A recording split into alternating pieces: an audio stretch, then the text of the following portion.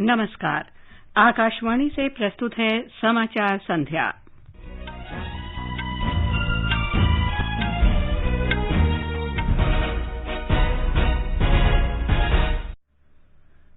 प्रधानमंत्री नरेंद्र मोदी ने 1 साल के भीतर स्वदेशी कोविड टीका तैयार करने के लिए भारतीय वैज्ञानिकों की सराहना की। देश में अब तक 22 करोड़ 41 लाख से अधिक कोविड टीके लगाए गए। कोविड उपचाराधीन और नए मरीजों की संख्या में उल्लेखनीय कमी, स्वस्थ होने की दर बढ़कर 93.1% हुई। केंद्र सरकार ने देश भर में एम्फोटेरिसिन बी की 1,21,000 अतिरिक्त शीशियां आवंटित की। रक्षा अधिग्रहण परिषद डीएसी ने लगभग 43,000 करोड़ रुपए की लागत से 6 पनडुब्बियों के निर्माण के नौसेना के प्रस्ताव को मंजूरी दी। सरकार ने देश में फंसे हुए विदेशी नागरिकों की वीजा वैधता 31 अगस्त तक बढ़ा दी है। रिजर्व बैंक की द्विमासिक मौद्रिक नीति में मुख्य ब्याज दरों में कोई बदलाव नहीं किया गया है। और फ्रेंच ओपन टेनिस में तीसरी वरीयता प्राप्त बेलारूस की अरेना सबलेंका रूस की अनास्तासिया पावल्यूचिंकोवा से हारकर बाहर।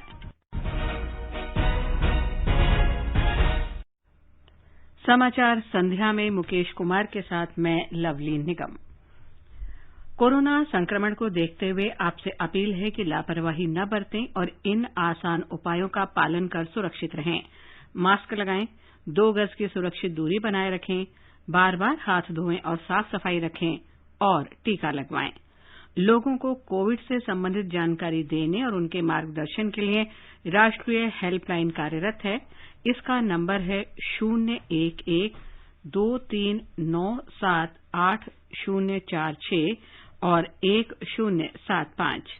और अब समाचार विस्तार से।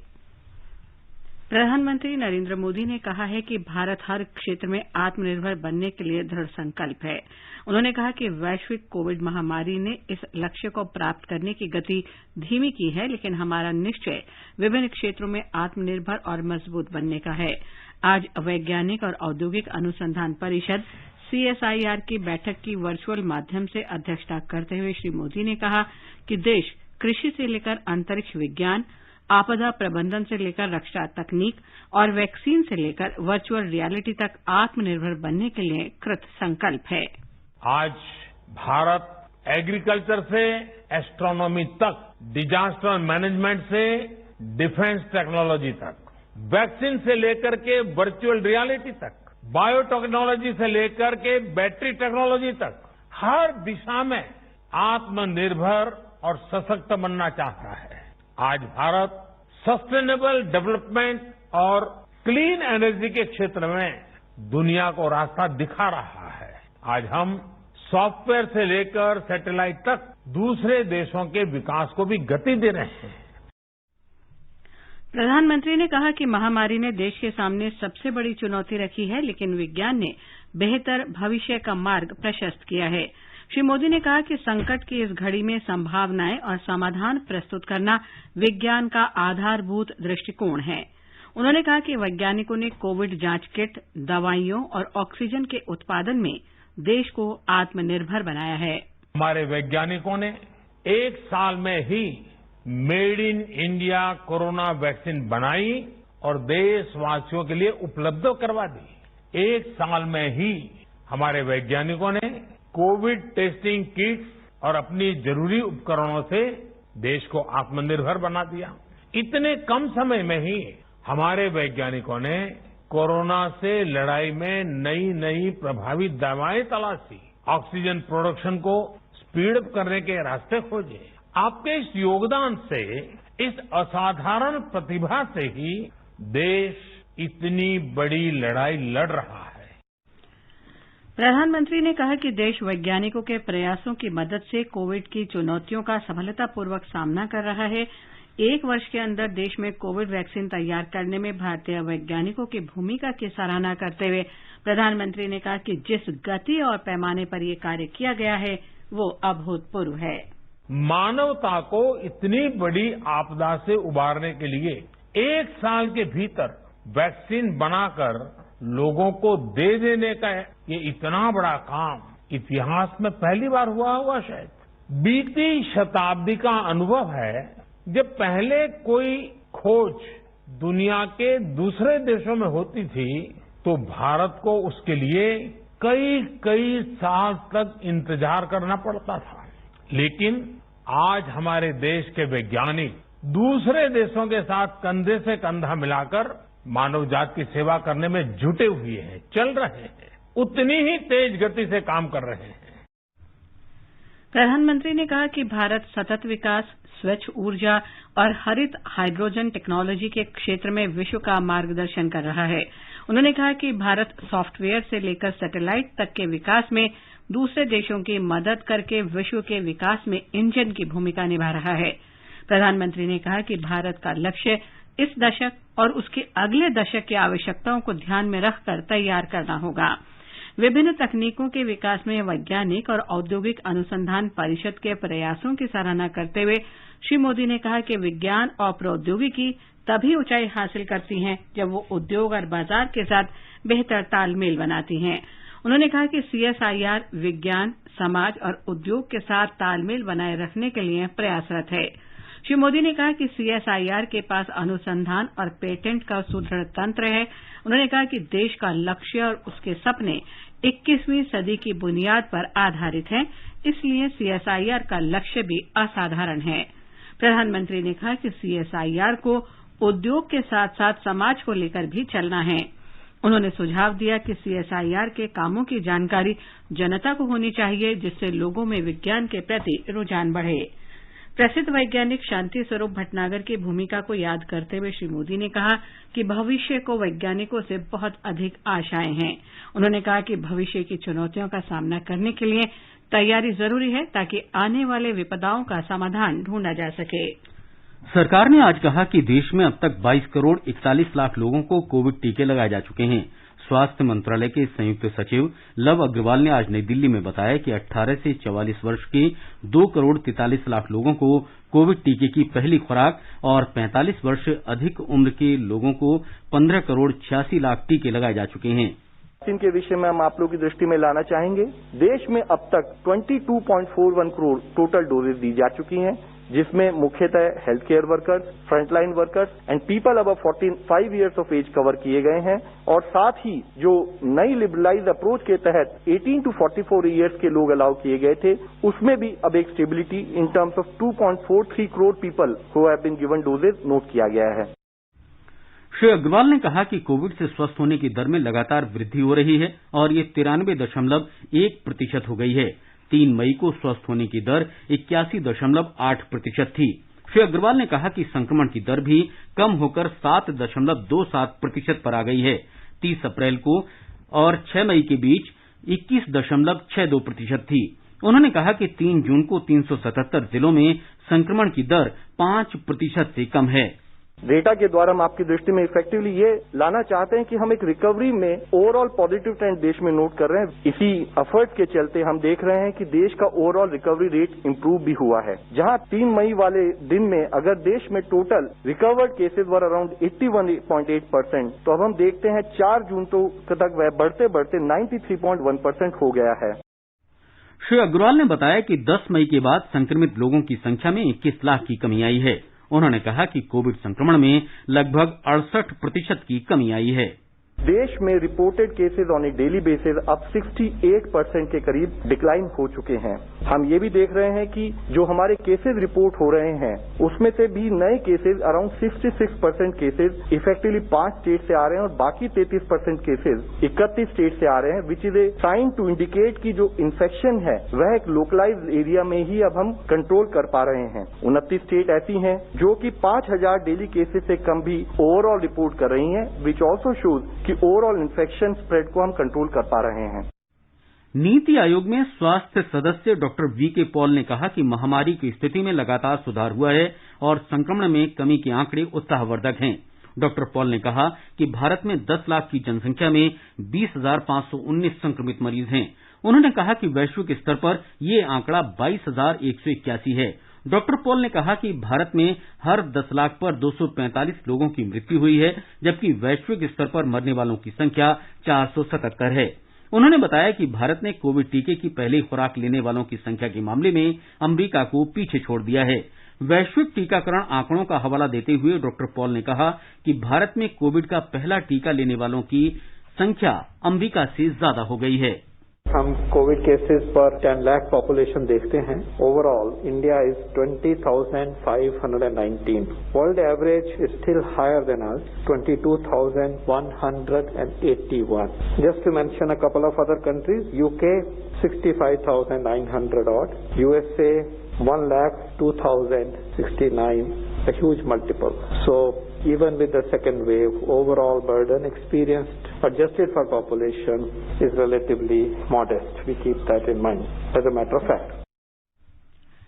केंद्र सरकार ने कहा है कि राज्यों और केंद्र शासित प्रदेशों के पास अब भी 1,93,00,000 से अधिक कोविड टीके उपलब्ध हैं। राष्ट्रव्यापी टीकाकरण अभियान के अंतर्गत केंद्र सरकार राज्यों और केंद्र शासित प्रदेशों को निःशुल्क टीके उपलब्ध करा रही है। हमारे संवाददाता ने बताया है कि जांच, निगरानी, उपचार और उचित कोविड व्यवहार के साथ नियंत्रण क्षेत्र और कोविड महामारी की रोकथाम के लिए टीकाकरण अभियान भारत सरकार की महत्वपूर्ण रणनीति है। सरकार ने कहा है कि केंद्र पारदर्शी तरीके से राज्यों को पर्याप्त टीके आवंटित कर रहा है। राज्यों को टीके की उपलब्धता के बारे में पहले ही सूचित की जा रही है। केंद्र सरकार ने अब तक राज्यों और केंद्र शासित प्रदेशों को 24 करोड़ 21 लाख से अधिक कोविड टीके मुहैया कराए हैं। अब तक 22 करोड़ 27 लाख से अधिक टीकों की खपत की जा चुकी है। वहीं 1 करोड़ 93 लाख से अधिक टीके अभी भी राज्यों और केंद्र शासित प्रदेशों के पास उपलब्ध है। राज्यों और केंद्र शासित प्रदेशों द्वारा टीकों की सीधी खरीद की सुविधा भी केंद्र सरकार प्रदान कर रही है। केंद्र सरकार ने कहा है कि आने वाले महीनों में वैक्सीन की उपलब्धता बढ़ाई जाएगी ताकि सभी लोगों को जल्द से जल्द टीका लगाया जा सके। दीपेंद्र कुमार, आकाशवाणी समाचार, दिल्ली।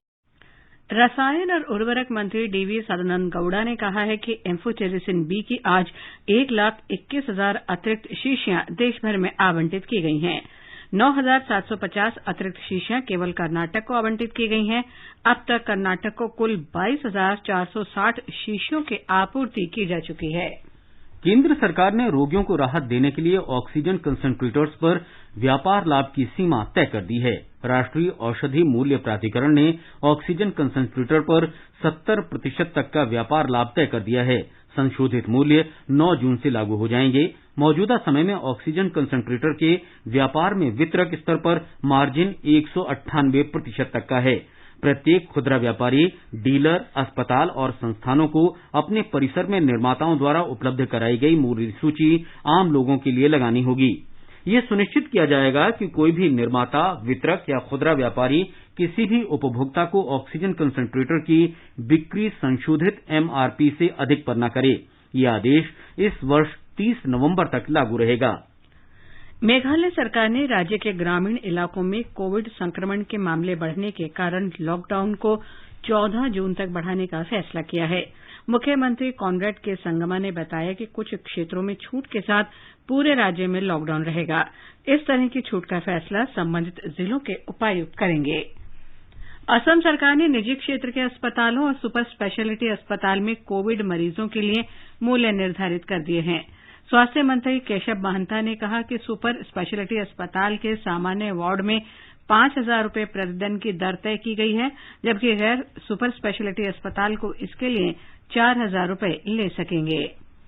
बनारस हिंदू विश्वविद्यालय BHU के एक शोध में दावा किया गया है कि इस वर्ष अप्रैल महीने में महामारी की दूसरी लहर के दौरान वाराणसी और आसपास के इलाकों में कोरोना वायरस के कम से कम 7 प्रमुख स्वरूप मौजूद थे। BHU वाराणसी और वैज्ञानिक और औद्योगिक अनुसंधान परिषद CSIR के हैदराबाद स्थित centre for cellular and molecular biology ने वाराणसी और आसपास के क्षेत्रों में कोरोना वायरस स्वरूप के जीनोम को अनुक्रमित किया है। उनका अध्ययन इन क्षेत्रों में फैले कोरोना वायरस के कम से कम 7 प्रमुख स्वरूपों की जानकारी देता है। BHU में मल्टी डिसिप्लिनरी रिसर्च यूनिट की प्रमुख प्रोफेसर रोयाना सिंह ने कहा है कि इन स्वरूपों में से सबसे प्रमुख स्वरूप B1617 था। इस स्वरूप को देश में दूसरी कोविड-19 लहर के फैलने के प्रमुख कारकों में से एक बताया गया था। कोरोना महामारी की शुरुआत से ही देश की सार्वजनिक विमानन सेवा एयर इंडिया ने कोविड चुनौतियों से निपटने में महत्वपूर्ण भूमिका हासिल की है। महामारी की दूसरी लहर में एयर इंडिया ने ऑक्सीजन उत्पादन को बढ़ावा देने के लिए रक्षा अनुसंधान संगठन के लिए दुनिया के विभिन्न हिस्सों से जियोलाइट के परिवहन में प्रमुख भूमिका निभाई। सरकार ने देश में ऑक्सीजन की पर्याप्त आपूर्ति के लिए पीएसए संयंत्रों में उपयोग के लिए जियोलाइट का आयात किया है। एक रिपोर्ट। राष्ट्रीय वाहक ने 5 से अधिक देशों से जियोलाइट की आपूर्ति की है। जियोलाइट के अलावा एयर इंडिया ने चिकित्सा उपकरणों जैसे oxygen concentrator, BiPAP machine, ventilator, दवाएं आदि का परिवहन भी किया है। अब तक कई देशों से सैकड़ों टन चिकित्सा उपकरण भी लाए जा चुके हैं। पिछले साल फंसे भारतीयों को निकालने के लिए एयर इंडिया द्वारा वुहान, चीन की उड़ान अभी भी हर किसी की याद में ताजा है। तब से एयर इंडिया ने कई प्रत्यावर्तन उड़ानें भरी हैं। वंदे भारत मिशन के तहत राष्ट्रीय वाहक दुनिया के सभी हिस्सों से और वापस भारत के लिए भी उड़ान भर चुका है और अब तक लगभग 35 लाख यात्रियों को लेकर उड़ान भर चुका है। एयर इंडिया ने वीबीएम और एयर ट्रांसपोर्ट बबल व्यवस्था के तहत 26,000 से अधिक उड़ानें संचालित की। यात्रियों की संख्या और कवर किए गए देशों की संख्या में यह किसी भी नागरिक एयरलाइन द्वारा किया गया सबसे बड़ा निकासी अभ्यास है। राष्ट्रीय वाहक ने देश के विभिन्न हिस्सों और विदेशों में टीकों को परिवहन करके देश के टीकाकरण कार्यक्रम में एक प्रमुख भूमिका निभाई है। एयर इंडिया के प्रवक्ता समीक भट्टाचार्य कहते हैं, राष्ट्रीय वाहक एयर इंडिया हमेशा जरूरत की घड़ी में राष्ट्र के साथ खड़ी रही है, चाहे कोई भी संकट हो, क्योंकि प्रत्येक एयर इंडिया इस भावना के साथ प्रतिबद्ध है कि यदि हम नहीं करेंगे तो कौन करेगा। आकाशवाणी समाचार के लिए दिल्ली से मैं दीक्षा सक्सेना। केंद्र कोविड महामारी के दौरान लोगों की सुविधा के लिए बनाई गई राष्ट्रीय स्तर की 4 हेल्पलाइन नंबर के बारे में जागरूकता पैदा कर रहा है। सूचना और प्रसारण मंत्रालय अपने विभिन्न विभागों के जरिए इन हेल्पलाइन के बारे में जागरूकता बढ़ा रहा है। विभिन्न हेल्पलाइन नंबर इस प्रकार हैं। कोविड संबंधी सवालों के जवाब देने के लिए स्वास्थ्य और परिवार कल्याण मंत्रालय की हेल्पलाइन है 1075। महिला और बाल विकास मंत्रालय की चाइल्ड हेल्पलाइन 1098। वरिष्ठ नागरिकों के लिए सामाजिक न्याय और अधिकारिता मंत्रालय का हेल्पलाइन नंबर है 14567। मनोवैज्ञानिक सहायता के लिए राष्ट्रीय मानसिक स्वास्थ्य और तंत्रिका विज्ञान संस्थान निमहंस का नंबर है 0804611007। ये समाचार हमारी वेबसाइट newsonair.com/hindi और हमारे mobile app news on AIR पर भी उपलब्ध हैं। जब देश की तरक्की का आधार है आपका टैक्स भुगतान, तो फिर क्यों ना हो उसकी प्रक्रिया आसान। इसीलिए 7 जून 2021 से आ रहा है ई-फाइलिंग 2.0, आयकर विभाग का नया यूजर फ्रेंडली पोर्टल www.incometax.gov.in। इसमें है लॉगिन के लिए सुरक्षित और एकाधिक विकल्प, ऑनलाइन कर भुगतान के लिए अनेक विकल्प, उपयोगकर्ता मैनुअल और step by step video guide का सपोर्ट। इसके अलावा और भी कई नए फीचर्स। ये नया पोर्टल www.incometax.gov.in 7 जून 2021 से प्रारंभ होगा। इस प्रक्रिया में 1 से 6 जून 2021 तक ई-फाइलिंग जैसी ऑनलाइन सुविधाएं उपलब्ध नहीं रहेंगी। प्रत्येक आयकरदाता एक राष्ट्र निर्माता। समाचार संध्या में आपका फिर स्वागत है। आगे बढ़ने से पहले मुख्य समाचारों पर एक नजर। प्रधानमंत्री नरेंद्र मोदी ने 1 साल के भीतर स्वदेशी कोविड टीका तैयार करने के लिए भारतीय वैज्ञानिकों की सराहना की। देश में अब तक 22 करोड़ 41 लाख से अधिक कोविड टीके लगाए गए। कोविड उपचाराधीन और नए मरीजों की संख्या में उल्लेखनीय कमी। स्वस्थ होने की दर बढ़कर 93.1% हुई। केंद्र सरकार ने देश भर में एम्फोटेरेसिन बी की 1,21,000 अतिरिक्त शीशियां आवंटित की। रक्षा अधिग्रहण परिषद डीएसी ने लगभग 43,000 करोड़ रुपए की लागत से 6 पनडुब्बियों के निर्माण के नौसेना के प्रस्ताव को मंजूरी दी। सरकार ने देश में फंसे विदेशी नागरिकों की वीजा वैधता 31 अगस्त तक बढ़ा दी है। रिजर्व बैंक की द्विमासिक मौद्रिक नीति में मुख्य ब्याज दरों में कोई बदलाव नहीं किया गया है। मॉरिशस के पूर्व राष्ट्रपति और प्रधानमंत्री अनिरुद्ध जगन्नाथ के सम्मान में केंद्र सरकार ने कल राष्ट्रीय शोक की घोषणा की। और फ्रेंच ओपन टेनिस में तीसरी वरीयता प्राप्त बेलारूस की अरियाना सबालिंका और रूस की अनास्तासिया पाव्ल्युचेंको को से हारकर बाहर। चलो मिलकर एक शुरुआत करें, चलो एक फैसला आज करें, मास्क नहीं तो टोकेंगे, कोरोना को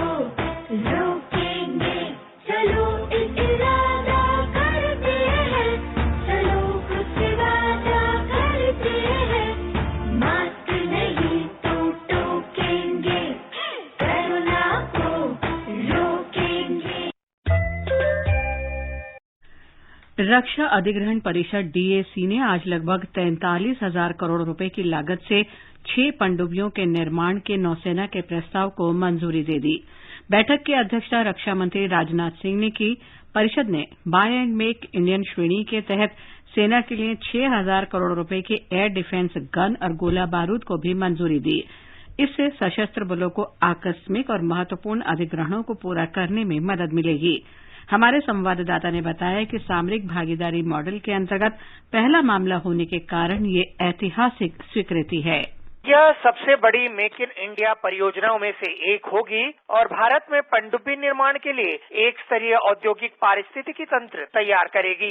इस अनुमोदन के साथ भारत पनडुब्बी निर्माण में राष्ट्रीय क्षमता हासिल करने और भारतीय उद्योग के लिए स्वतंत्र रूप से देश में पनडुब्बियों के डिजाइन और निर्माण के लिए सरकार द्वारा परिकल्पित अपने 30 साल के पनडुब्बी निर्माण कार्यक्रम को प्राप्त करने में सक्षम होगा। रक्षा मंत्रालय ने कहा है कि भारतीय उद्योग के लिए नई प्रौद्योगिकियों और उन्नत विनिर्माण क्षमताओं की उपलब्धता आधुनिक पारंपरिक पनडुब्बी निर्माण में आत्मनिर्भरता प्राप्त करने और भारत में प्रत्यक्ष और अप्रत्यक्ष रोजगार के अवसर प्रदान करने की दिशा में एक महत्वपूर्ण कदम होगा। यह परियोजना भारतीय उद्योग को पनडुब्बी निर्माण में निवेश और समर्थन करने के लिए एक दीर्घकालिक अवसर और योजना निश्चितता प्रदान करेगी। इससे भारतीय उद्योग और प्रमुख विदेशी मूल उपकरण निर्माताओं के बीच रणनीतिक भागीदारी के माध्यम से देश में पनडुब्बियों के लिए नवीनतम तकनीक का उपयोग संभव हो सकेगा। सौभाग्य के साथ अनुपम मिश्र, आकाशवाणी समाचार, दिल्ली। भारत ने आज उन विदेशी नागरिकों की वीजा वैधता 31 अगस्त तक बढ़ा दी है जो पिछले वर्ष मार्च से पहले भारत आए थे और कोविड लॉकडाउन के कारण फंस गए थे। गृह मंत्रालय ने कहा है कि इन विदेशी नागरिकों की वीजा वैधता बिना किसी अतिरिक्त जुर्माने के बढ़ाई गई है। इन नागरिकों को वीजा की वैधता बढ़ाने के लिए कोई भी आवेदन नहीं देना होगा। शिक्षा मंत्री रमेश पोखरियाल निशंक ने आज कहा कि राष्ट्रीय मुक्त विद्यालयी शिक्षा संस्थान NIOS ने छात्रों की सुरक्षा को प्राथमिकता देते हुए 12वीं की परीक्षाएं रद्द कर दी हैं। उन्होंने कहा कि जल्द ही घोषित किए जाने वाले उचित मानदंडों के आधार पर छात्रों का मूल्यांकन किया जाएगा। ओडिशा सरकार ने +2 के अंतिम वर्ष की बोर्ड परीक्षा कोरोना महामारी के कारण रद्द कर दी है। मुख्यमंत्री नवीन पटनायक ने कहा कि उच्चतर माध्यमिक शिक्षा समिति को निश्चित समय में विद्यार्थियों के मूल्यांकन के लिए उचित मानदंड तैयार करने का निर्देश दिया गया है। एक रिपोर्ट। अगर मूल्यांकन के वर्तमान तरीके से कोई विद्यार्थी असंतुष्ट होकर अंतिम वर्ष की बोर्ड परीक्षाओं में बैठने का निर्णय लेता है तो ऐसे में कोविड से हालात सुधरने के बाद CGSE से 12वीं की परीक्षा के लिए नई तिथियां सुनिश्चित करने को कहा गया है। मुख्यमंत्री नवीन पटनायक ने कहा है कि विद्यार्थियों का जीवन परीक्षा से अधिक महत्वपूर्ण है। इससे पहले राज्य सरकार ने कक्षा 10 की बोर्ड परीक्षा राज्य में कोविड महामारी की खराब स्थिति के कारण रद्द कर दी थी। भुवनेश्वर से गिरीश चंद्र दास की रिपोर्ट के साथ समाचार कक्ष से नईम अख्तर। केंद्र शासित प्रदेश लद्दाख में उपराज्यपाल राधाकृष्ण माथुर ने आज लेह में यूनटैब योजना 2021 का शुभारंभ किया। योजना डिजिटल शिक्षा को बढ़ावा देने के लिए तैयार की गई है। सरकारी स्कूलों के कक्षा 6 से 12वीं तक के 12,300 विद्यार्थियों को इस योजना से लाभ होगा। रिजर्व बैंक की द्विमासिक मौद्रिक नीति में मुख्य ब्याज दरों में कोई बदलाव नहीं किया गया है। रिजर्व बैंक के गवर्नर शक्तिकांत दास ने बताया कि मौजूदा वित्त वर्ष 2021-22 में सकल घरेलू उत्पाद की वृद्धि दर 9.5% रहने का अनुमान है। Real GDP growth is now projected at 9.5% in 2021-22, consisting of 18.5% in first quarter, 7.9% in second quarter, 7.2% in the third quarter, and 6.6% in the fourth quarter of 2021-22. Reserve bank ने लगातार छठी बार रेपो रेट में कोई बदलाव नहीं किया है। Chamber of commerce and industries के अध्यक्ष राजीव पोद्दार ने भारतीय रिजर्व बैंक के निर्णय का स्वागत किया है। IMC welcomes RBI's continued policy support to growth. With the first quarter being ravaged by COVID second wave, growth forecast has been revised lower to 9.5%. Meanwhile, inflation has been marginally revised up to 5.1% for the year. Liquidity focus by announcing fresh GSAP of 1.2 lakh crores is a step in the right direction. Importantly, the Honorable Governor has moved the focus of liquidity from systematic to equitable distribution. वित्त मंत्री निर्मला सीतारामन ने आज बुनियादी ढांचे की रूपरेखा पर चर्चा के लिए वरिष्ठ अधिकारियों के साथ वीडियो कॉन्फ्रेंस के माध्यम से बैठक की। ये वित्त मंत्री द्वारा मंत्रालयों और विभागों के साथ चौथी समीक्षा बैठक थी और बजट 2021-22 की प्रस्तुति के बाद बुनियादी ढांचे की रूपरेखा पर निर्धारित बैठकों की श्रृंखला में दूसरी बैठक थी। मंत्रालयों के पूंजीगत व्यय के प्रदर्शन की समीक्षा करते हुए वित्त मंत्री ने इस बात पर जोर दिया कि बढ़ा हुआ पूंजीगत व्यय कोरोना महामारी के बाद अर्थव्यवस्था को पुनर्जीवित करने में महत्वपूर्ण भूमिका निभाएगा। मंत्रालयों से यह भी अनुरोध किया गया है कि वह में पूंजीगत व्यय लक्ष्यों से अधिक हासिल करने का प्रयास करें। वित्त मंत्री ने कहा कि वित्त वर्ष 2021-22 के बजट में ये प्रावधान किया गया। ये समाचार आकाशवाणी से प्रसारित किए जा रहे हैं। ताजा समाचार जानने के लिए आप हमारे Twitter handle @AIR News Hindi को फॉलो कर सकते हैं। हौसले ऊंचे आसमानों के, लड़ना जानते हैं हर तूफानों से, दुश्मनों के इरादों को करके नाकाम, देश की करते रक्षा विमानों से। आप भी हिस्सा बनिए देश की जांबाज एयरफोर्स का, इंडियन एयरफोर्स का। भारतीय वायुसेना में भर्तियां 1 जून 2021 से प्रारंभ। ऑनलाइन अप्लाई करने के लिए careerindianairforce.cdac.in पर लॉगिन करें। ये आकाशवाणी है। मॉरिशस के पूर्व राष्ट्रपति और पूर्व प्रधानमंत्री अनिरुद्ध जगन्नाथ के सम्मान में सरकार ने कल राष्ट्रीय शोक की घोषणा की है। उनका कल निधन हो गया था। देश भर में कल उन सभी इमारतों पर राष्ट्रीय ध्वज आधा झुका रहेगा जहां नियमित रूप से ध्वज फहराया जाता है। इस दौरान कोई सरकारी समारोह आयोजित नहीं होगा। राष्ट्रपति और प्रधानमंत्री ने सर जगन्नाथ के निधन पर दुख व्यक्त किया है। राष्ट्रपति रामनाथ कोविंद ने कहा कि अनिरुद्ध जगन्नाथ वैश्विक राजनेता, दूरदर्शी नेता और पद्म विभूषण और भारत के असाधारण मित्र थे। प्रधानमंत्री नरेंद्र मोदी ने आज मॉरिशस के प्रधानमंत्री प्रविंद जगन्नाथ से बात की और सर जगन्नाथ के निधन पर संवेदना व्यक्त की। प्रधानमंत्री नरेंद्र मोदी कल विश्व पर्यावरण दिवस समारोह में वीडियो कॉन्फ्रेंस के माध्यम से भाग लेंगे। ये कार्यक्रम पेट्रोलियम और प्राकृतिक गैस मंत्रालय तथा पर्यावरण, वन और जलवायु परिवर्तन मंत्रालय ने संयुक्त रूप से आयोजित किया है। विश्व पर्यावरण दिवस का इस वर्ष का शीर्षक है बेहतर पर्यावरण के लिए जैव ईंधन को बढ़ावा। सामाजिक न्याय और अधिकारिता मंत्री थावरचंद गहलोत ने वरिष्ठ नागरिकों की मदद के लिए आज सेज पोर्टल की शुरुआत की। विश्वसनीय स्टार्टअप उद्यमियों द्वारा वरिष्ठ जन को एक ही स्थान पर देखभाल के आवश्यक उत्पाद और सेवाएं उपलब्ध कराने के उद्देश्य से ये पोर्टल शुरू किया गया है। मंत्रालय ने कहा कि चुने गए प्रत्येक स्टार्टअप को 1 करोड़ रुपए तक का फंड प्रदान किया जाएगा। फ्रेंच ओपन टेनिस टूर्नामेंट में सिंगल्स के तीसरे दौर में रूस की अनास्तासिया पाव्लुचेंकोवा ने बेलारूस की एरिना सेबेलेंका को हरा दिया है। पुरुष सिंगल्स में स्पेन के राफेल नडाल और स्विट्जरलैंड के रोजर फेडरर भी तीसरे दौर में पहुंच गए हैं। दक्षिण पश्चिम मानसून के पूरे केरल में तेज होने की संभावना को देखते हुए कल 10 जिलों में येलो अलर्ट घोषित किया गया है। तिरुवनंतपुरम, कोल्लम, पठानमथिट्टा, पलक्कड़ को छोड़कर सभी जिलों में येलो अलर्ट जारी है। 40-50 किलोमीटर की रफ्तार से तेज हवाएं चलने की आशंका के मद्देनजर आपदा प्रबंधन प्राधिकरण ने केरल तट के मछुआरों को मछली पकड़ने के लिए समुद्र में न जाने की चेतावनी जारी की है। और अंत में मुख्य समाचार एक बार फिर। प्रधानमंत्री नरेंद्र मोदी ने 1 साल के भीतर स्वदेशी कोविड टीका तैयार करने के लिए भारतीय वैज्ञानिकों की सराहना की। देश में अब तक 22 करोड़ 41 लाख से अधिक कोविड टीके लगाए गए। कोविड उपचाराधीन और नए मरीजों की संख्या में उल्लेखनीय कमी, स्वस्थ होने की दर बढ़कर 93.1% हुई। केंद्र सरकार ने देश भर में एम्फोटेरिसिन बी की 1,21,000 अतिरिक्त शीशियां आवंटित की। रक्षा अधिग्रहण परिषद डीएसी ने लगभग 43,000 करोड़ रुपए की लागत से 6 पनडुब्बियों के निर्माण के नौसेना के प्रस्ताव को मंजूरी दी। सरकार ने देश में फंसे विदेशी नागरिकों की वीजा वैधता 31 अगस्त तक बढ़ा दी है। रिजर्व बैंक की द्विमासिक मौद्रिक नीति में मुख्य ब्याज दरों में कोई बदलाव नहीं किया गया है।